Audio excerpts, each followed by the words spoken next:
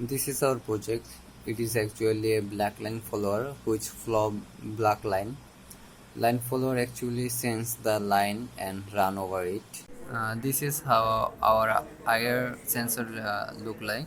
We develop it by seeing IR design, and this is IR transmitter and this is IR receiver. IR transmitter transmits IR, and on white surface it transmit it's reflect IR, and IR receiver receive the light, and the output light will be glow up, and we can adjust our range by this potentiometer. uh, uh, Now I will show how to connect with the motor driver IC.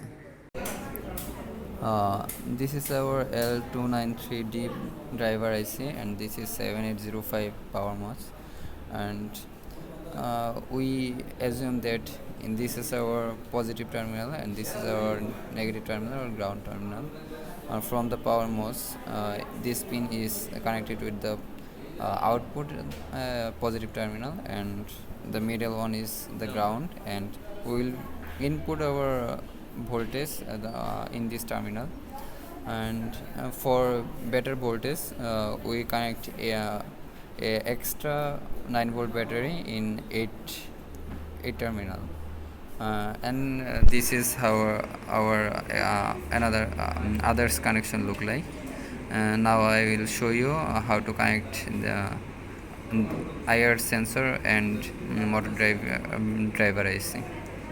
In driver IC, we will connect 11 and 14 number pin with motor.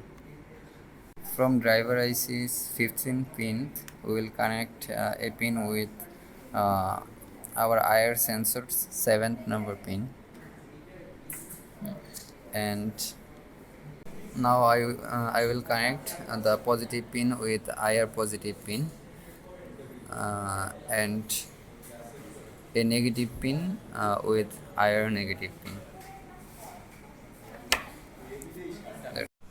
This is the final look of our project. We did it without using any microcontroller.